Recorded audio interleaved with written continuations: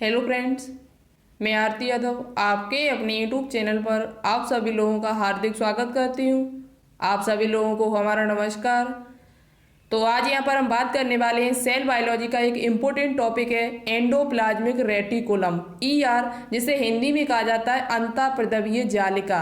अंतःप्रद्रव्यीय जालिका की खोज किसने की थी, इसका कोशिका के अंदर क्या कार्य होता है, कितने प्रकार की होती है, पूरा डिटेल से आज हम आपको पढ़ाने वाले हैं। आज की वीडियो आपके लिए बहुत ज़्यादा इम्पोर्टेंट है और इसे नोटबुक में नोट डाउन जरूर करते चलें। जो भी हम आपको बताएं उसे नोटबुक में नोट डाउन करते चलें, जिससे आपकी तैयारी और भी बेहतर हो सके। जो भी क्वेश्चंस एंडोप्लाज्मिक रेटिकुलम से बनते हैं, हम आपको वो सभी क्वेश्चंस आज इस वीडियो के अंतर्गत कराएंगे। वीडियो को पूरा जरूर देखिएगा, ज़्यादा से ज़्यादा अपने दोस्तों के साथ शेयर कर दिया करो। आशा करते हैं कि आप लोग आज इस वीडियो को जरूर शेयर करोगे। यदि आपको इसकी PDF चाहिए तो हमारे टेलीग्राम चैनल से ज्वाइन हो जाएगा, वहाँ पर हम इसकी PDF डालते। साथ ही साथ अब हम रोजाना यहाँ पर फिजिक्स, केमिस्ट्री और बायोलॉजी के तीनों के क्वेश्चंस लगभग रोजाना 10-15 क्वेश्चन डाल देते, जो आपके एग्जाम्स के लिए बहुत ज़्यादा इम्पोर्टेंट है। तो अभी तक आप हमारे टेलीग्राम चैनल से ज्वाइन नहीं हुए तो एक बार जरूर होइए और ज़्यादा से ज़्यादा बेनिफिट उठाइए, ठीक है। तो चलिए बात करते हैं आज एंडोप्लाज्मिक रेटिकुलम क्या होता है। कल की वीडियो आपकी नहीं डल पाई थी, सो सॉरी, हमारी थोड़ा तबीयत ठीक नहीं थी, जो काम था बहुत तेज, तो हम वीडियो डालने में हमको प्रॉब्लम हो रही थी, इसलिए हम आपकी वीडियो नहीं डाल पाए। जो काम आज भी है, लेकिन सोचा कि आपके लिए वीडियो बना दिया जाए एक। चलिए तो देखते हैं एंडोप्लाज्मिक रेटिकुलम क्या होता है। नोटबुक उठा लेना, अच्छे से नोटबुक में नोट डाउन करते हुए चलना है एक एक पॉइंट को, बहुत ही इंपॉर्टेंट पॉइंट है आपके एग्जाम्स के लिए, ठीक है। एंडो मेम्ब्रेन, देखो सबसे पहले हम आपको बता देते, जो ये अंतःप्रद्रव्यीय जालिका हुई, लाइसोसोम हुआ, ये किसके अंतर्गत आते हैं। तो ये जो चारों कोशिकाएं ये अंतःझिल्लिका तंत्र यानी एंडो मेम्ब्रेन सिस्टम के अंतर्गत आते हैं। क्वेश्चन पूछा जा सकता है आपसे कि लाइसोसोम यार ईआर है, जो अंतःप्रद्रव्यीय जालिका है, वो किस सिस्टम के अंतर्गत आते हैं। तो ये एंडो मेम्ब्रेन सिस्टम के अंतर्गत आते हैं। कौन कौन से कोशिकाएं आते हैं, ध्यान रखें, बहुत ही इंपॉर्टेंट है। इसके अंतर्गत ईआर यानी एंडोप्लाज्मिक रेटिकुलम, गोल्गी, लाइसोसोम और रसधानी, ये चार कोशिकांग होते हैं, वो हमारे किसके अंतर्गत आते हैं, तो एंडो मेम्ब्रेन सिस्टम के अंतर्गत आते हैं। अंतःझिल्लिका तंत्र के ये भाग हैं, यानी इसके अंतः जो झिल्लिका तंत्र है वो इन्हीं कोशिकाओं से मिलकर बना हुआ है। तो उसमें सबसे पहले हम आज बात करेंगे ईआर, एंडोप्लाज्मिक रेटिकुलम। आपसे यदि पूछा जाए क्या माइटोकॉन्ड्रिया एंडो मेम्ब्रेन सिस्टम का एक भाग है या नहीं है, तो आपका आंसर होगा नहीं है, इसका भाग नहीं है। तो केवल चार ही कोशिकाएं आते हैं, एंडोप्लाज्मिक रेटिकुलम, गोल्गी, लाइसोसोम और रसदानी, ठीक है। तो चलिए आगे बात करते हैं एंडोप्लाज्मिक रेटिकुलम। तो देखिएगा, सबसे पहले बात करते हैं यहाँ पर अंतःप्रद्रव्यीय जालिका की खोज किसने की थी। तो अंतःप्रद्रव्यीय जालिका को इंग्लिश में एंडोप्लाज्मिक रेटिकुलम कहा जाता है और हिंदी में इसे अंतःप्रद्रव्यीय जालिका कहा जाता है। इसे शॉर्ट फॉर्म में बोला जाए तो ईआर भी कहते हैं।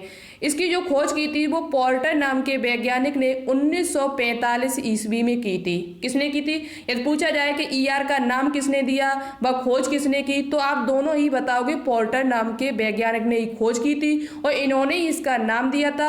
इन्हीं यानी कि नाम प्लस खोज का जो श्रेय है वो किसको जाता है, तो पोर्टर नाम के वैज्ञानिक को जाता है। और इन्होंने कब की थी, तो 1945 ईस्वी में की थी। इस पॉइंट को नोटबुक में नोट डाउन कर लेना। यह कोशिका यूकैरियोटिक में उपस्थित होता है, लेकिन प्रोकैरियोटिक में अनुपस्थित होता है। पूछा जाए आपसे क्या जो ईआर है वो प्रोकैरियोटिक कोशिका में पाया जाता है, तो आपका आंसर होगा ये प्रोकैरियोटिक कोशिका में अनुपस्थित होता है, जबकि यूकैरियोटिक कोशिका में पाया जाता है, ठीक है। एक पॉइंट क्लियर हुआ यहाँ पर। जीवाणु, नीलहरी शैवाल आदि जो कोई है हमारे, वो प्रोकैरियोटिक कोशिका में आते हैं और इनमें क्या होता है, एंडोप्लाज्मिक रेटिकुलम नहीं पाया जाता। हम आपको पहले ही बता चुके हैं कि राइबोसोम के अलावा कोई भी कोशिकांग नहीं है जो एंडोप्लाज्मिक जैसे प्रोकैरियोटिक कोशिका में पाया जाता हो। प्रोकैरियोटिक कोशिका, यूकैरियोटिक कोशिका के बारे में बहुत ही अच्छी तरीके से डिटेल से हम पढ़ा चुके हैं आपको। अभी तक आपने वो वीडियो नहीं देखी तो एक बार उन वीडियो को जरूर देखें। अब बात करते हैं कि यदि पूछा जाए यूकैरियोटिक कोशिका में ऐसी कौन सी कोशिकाएं जिसमें ईआर यानी एंडोप्लाज्मिक रेटिकुलम नहीं पाया जाता है, तो वो आरबीसी जो होती है, जो रेड ब्लड सेल्स होती है उनमें ER अनुपस्थित होता है। जो ER है वो उनमें किसमें, RBC जो लाल रुधिर कणिकाएं उनमें एंडोप्लाज्मिक रेटिकुलम नहीं पाया जाता है, यानी अनुपस्थित होता है, अब्सेंट होता है। तो ये क्वेश्चंस आपके लिए इंपॉर्टेंट है, इसे याद कर लेना। ठीक है, तो किस में नहीं पाया जाता, यूकैरियोटिक कोशिका में जो RBC होती है उनमें एंडोप्लाज्मिक रेटिकुलम नहीं पाया जाता है। चलिए आगे बात करते हैं। नेक्स्ट पॉइंट बात करते हैं इसकी संरचना, इसका स्ट्रक्चर क्या है। तो यह जीव द्रव्य में पाई जाने वाली सबसे बड़ी झिल्ली है। पहला पॉइंट है कि यह जीव द्रव्य में पाई जाने वाली जो कोशिका, जैसे ये कोशिका हुई और कोशिका में ये केंद्रक है। अभी हम आपको फिगर दिखाएंगे तब आपको स्पष्ट हो जाएगा कि अंतःपृथ्वी जालिका कहाँ पर स्थित होती है। तो केंद्रक के तुरंत ही पास में ये स्थित होती है, केंद्रक से लगी हुई होती है और ये जीव द्रव्य में पाई जाने वाली सबसे बड़ी झिल्ली है।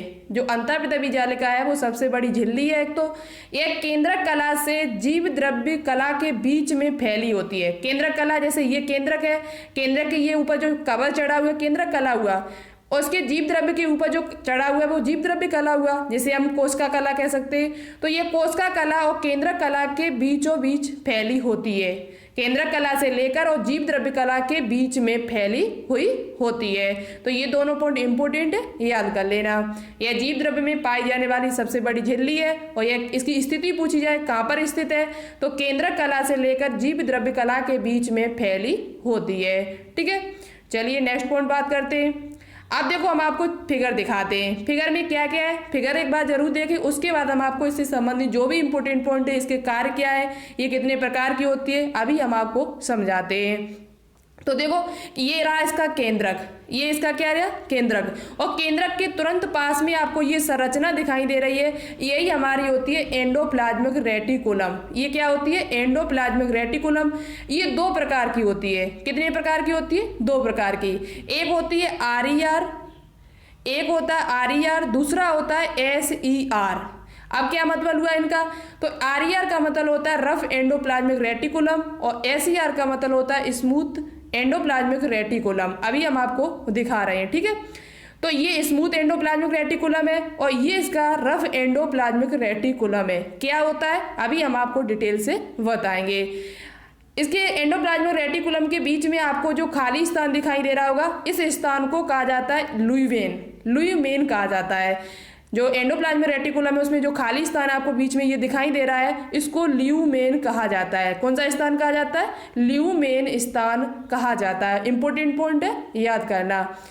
अभी हम पॉइंट लेकर आए वो हम आपको बताएंगे। ठीक है, अब जो रफ एंडोप्लाज्मिक रेटिकुलम होती है उसके ऊपर राइबोसोम पाए जाते हैं, जबकि स्मूथ एंडोप्लाज्मिक रेटिकुलम होती है उसके ऊपर राइबोसोम नहीं पाए जाते हैं। इसे राइबोसोम की संरचना के आधार पर दो प्रकार में बांटा गया। पहली बात पूछा जाता है कि अंतःपृथ्वी जालिका को किसके आधार पर बांटा गया है, किसके आधार पर इसे बांटा गया है, तो इसे राइबोसोम की उपस्थिति के आधार पर बांटा गया है। जिस पर राइबोसोम पाए जाते हैं वो हमारी खुरदुरी होती है, खुरदुरी अंतःपृथ्वी जालिका कहते हैं, और जिस पर राइबोसोम नहीं पाए जाते उसे चिकनी अंतःपृथ्वी जालिका कहते हैं। इसके जो आपको ये चित्र जो नलिकाएं से निकली हुई है इनको सिस्टर्नी कहा जाता है। क्या कहा जाता है, सिस्टर्नी कहा जाता है। तो अभी हमने आपको बताया था अंतःपृथ्वी जालिका जो होती है वो केंद्रक के कला के पास में ही होती है। कहाँ होती है, केंद्रक के जस्ट पास में। कौन सा कोशिकांग होता है, तो उसके जस्ट पास में जो कोशिकांग होता है वो अंतःपृथ्वी जालिका होती है। चलिए आगे बात करते हैं।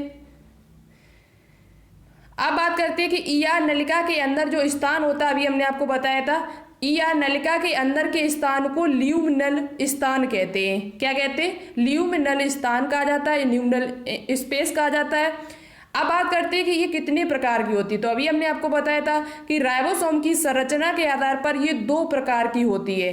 चिकनी अंतःपृथ्वी जालिका जिसे कहते हैं SER, इसे इंग्लिश में कहा जाता है smooth endoplasmic reticulum, smooth endoplasmic reticulum. ठीक है, अब नेक्स्ट देखते हैं कौन सा है। तो नेक्स्ट आपका है खुरदुरी अंतःपृथ्वी जालिका। खुरदुरी अंतःपृथ्वी जालिका जिसे कहा जाता है रफ एंडोप्लाज्मिक रेटिकुलम, शॉर्ट में पूछा जाए तो RER। क्या कहते हैं, RER और SER। पहला हमारा है SER और दूसरा हमारा है RER। तो ये राइबोसोम की संरचना के आधार पर इनको बांटा गया है। अब एक एक बात करते हैं एक पॉइंट पर, क्या है ये, इनका कार्य क्या है। तो SER क्या होता है, स्मूथ एंडोप्लाज्मिक रेटिकुलम का मतलब क्या होता है, तो इनकी सतह चिकनी व सपाट होती है। जो स्मूथ एंडोप्लाज्मिक रेटिकुलम जो भाग है वो कैसा होता है, चिकना व सपाट होता है। क्यों होता है, क्योंकि इस पर राइबोसोम नहीं पाए जाते, इस पर राइबोसोम नहीं पाए जाते, राइबोसोम की अनुपस्थिति होती है, इसलिए ये चिकनी होती है।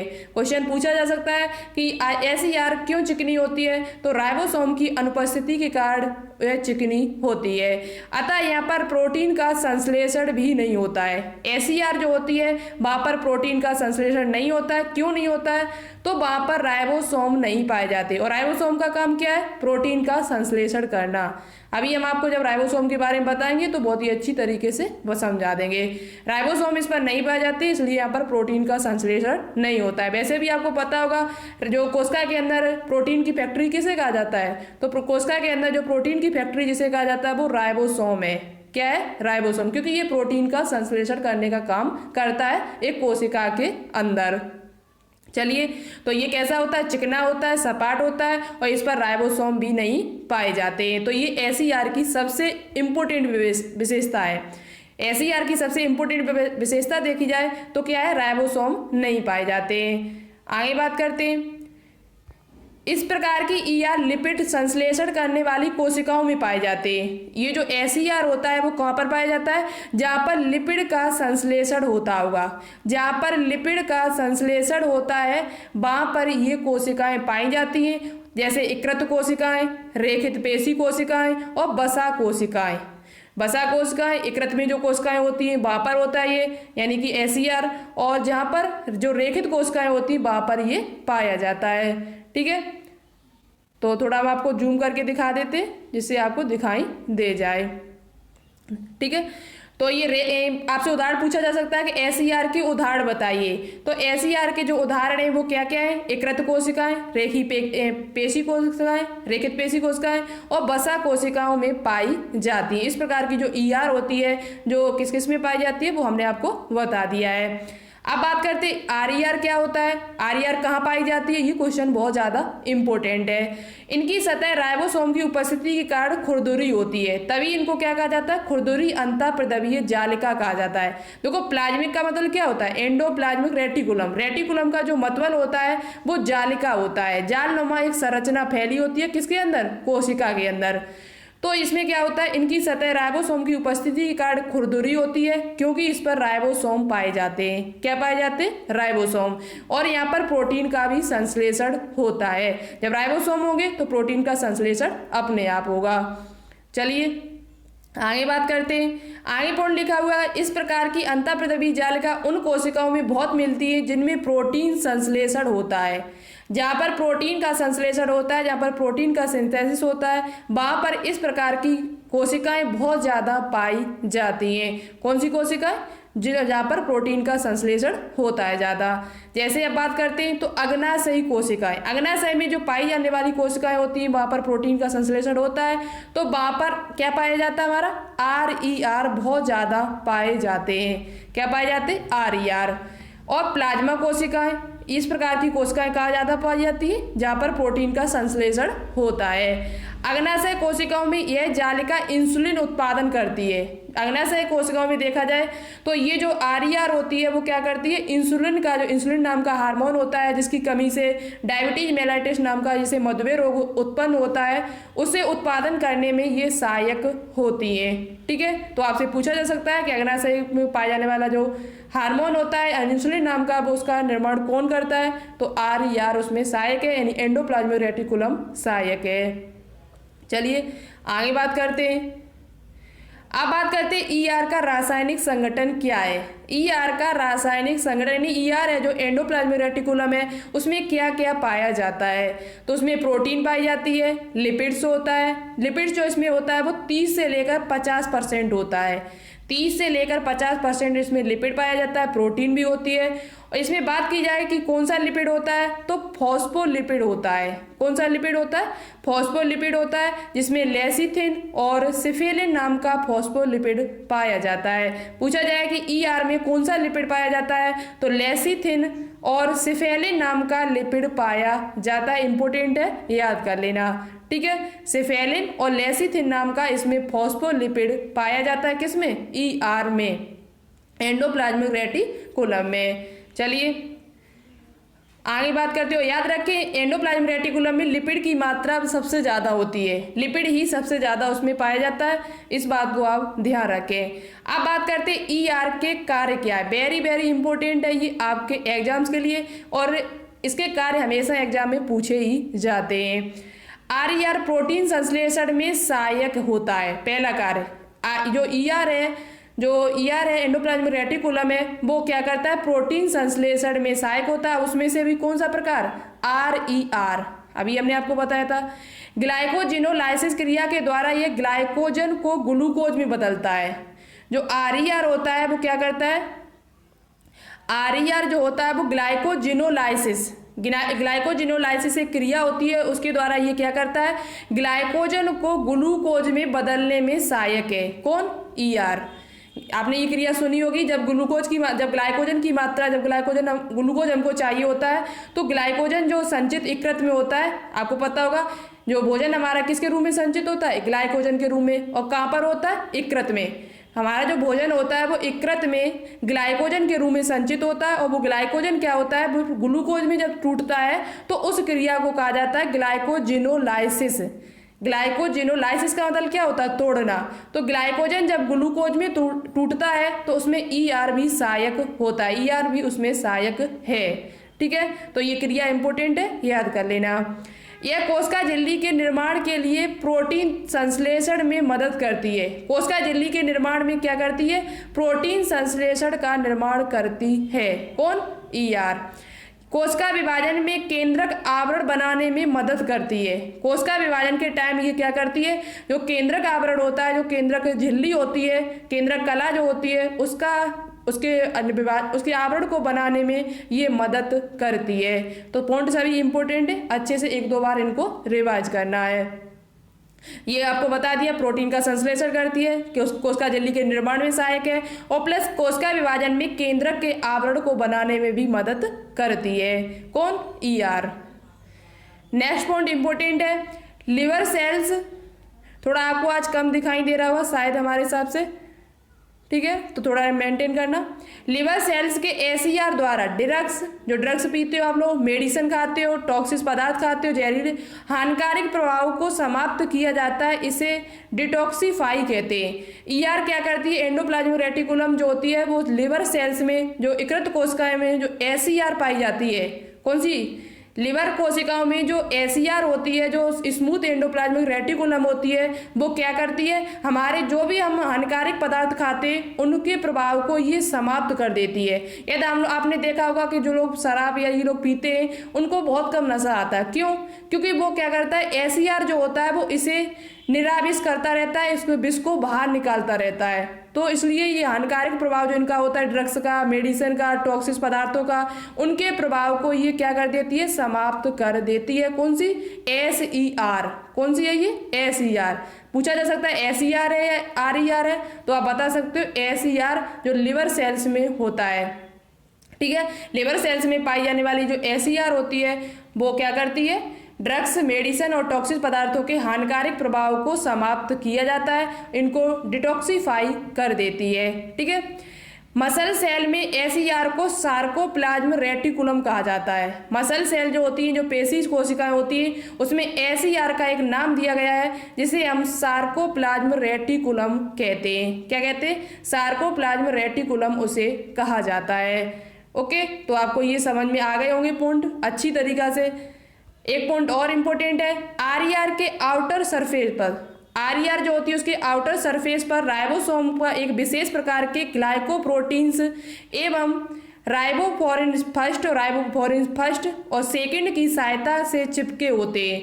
जो उस पर ग्लाइकोप्रोटीन्स होते हैं RER पर, वो किसकी सहायता से चिपके होते हैं, तो उस पर ग्लाइकोप्रोटीन्स एक पाई जाती है राइबोफ्लोरिन फर्स्ट और राइबोफ्लोरिन सेकंड की सहायता से वह चिपके होते हैं। कौन? राइबोसोम। कौन चिपके होते हैं? राइबोसोम। क्योंकि RER है तो RER पर राइबोसोम पाए जाते हैं और RER के जो आउटर सरफेस होती है, जो बाहरी सतह होती है, उस पर राइबोसोम किसके कारण जुड़े रहते हैं या चिपके रहते हैं, तो ग्लाइकोप्रोटीन्स होती हैं दो। कौन कौन सी? राइबोफ्लोरिन फर्स्ट और राइबोफ्लोरिन सेकंड की सहायता से चिपके रहते हैं। क्या चिपके रहते हैं? राइबोसोम। ठीक है, तो ये था किसके बारे में? एंडोप्लाज्मिक रेटिकुलम के बारे में। अब दो क्वेश्चन है आपके लिए, जो जिसका आंसर आपको कमेंट बॉक्स में देना होगा। हमने देखा है कुछ स्टूडेंट क्वेश्चन का आंसर देते हैं, कुछ स्टूडेंट क्वेश्चन का आंसर ही नहीं देते। जैसे कुछ एक स्टूडेंट है मानसी सक्सेना, नीतू कुमारी, एक और स्टूडेंट है, दो तीन स्टूडेंट हमने देखा है वही आंसर देते, शेष कोई भी आंसर नहीं देता है। तो सभी लोग आंसर दिया करें, जिससे हमको भी पता चले कि हाँ आप लोग अच्छे से वीडियो को देखते हो। ठीक है, तो क्वेश्चन नंबर फर्स्ट है आज का, आपको बताना होगा ऐसी कौन सी यूकैरियोटिक कोशिका है जिसमें एंडोप्लाज्मिक रेटिकुलम नहीं पाया जाता है। ऐसी कौन सी कोशिका है जिसमें एंडोप्लाज्मिक रेटिकुलम नहीं पाया जाता है। क्वेश्चन नंबर सेकंड है, आपको बताना होगा कि एंडोप्लाज्मिक रेटिकुलम की खोज किसने की थी, इसका नाम किसने दिया था और कब की थी। ये आपको क्वेश्चन दोनों कमेंट बॉक्स में कमेंट करके बताने होंगे। देखिए सबसे अच्छा और सबसे राइट आंसर कौन देता है। तो वीडियो को ज़्यादा से ज़्यादा शेयर करना, कैसी लगी कमेंट बॉक्स में कमेंट करके जरूर बताएं और नेक्स्ट वीडियो के लिए इंतजार करते जाएं। अभी तक आपने वीडियो को लाइक ना किया हो तो प्लीज़ लाइक कर दिया करो, जिससे हमारा भी मोटिवेशन बना रहे। आप लोग वीडियो को लाइक नहीं करते हो, हमने देखा है देखने वाले तो बहुत कुछ होते हैं लेकिन वीडियो को लाइक नहीं करते हो। एक बार वीडियो को लाइक कर दिया करो, शेयर कर दिया करो। एक स्टूडेंट ये शेयर करे तो भी बहुत ज़्यादा शेयर हो सकता है। और वीडियो कैसी लगी कमेंट बॉक्स में कमेंट करके जरूर बताएं। और अभी तक आपने हमारे चैनल को सब्सक्राइब करके बेल आइकन को प्रेस न किया हो तो कर लीजिएगा। मिलते हैं नेक्स्ट वीडियो में, गोल्जी के बारे में हम आपके लिए लेकर आएंगे नेक्स्ट वीडियो में, तो उसे देखना बिल्कुल भी ना भूलें। ओके, आज के लिए इतना ही। Thanks for watching this video. जय हिंद, वंदे मातरम।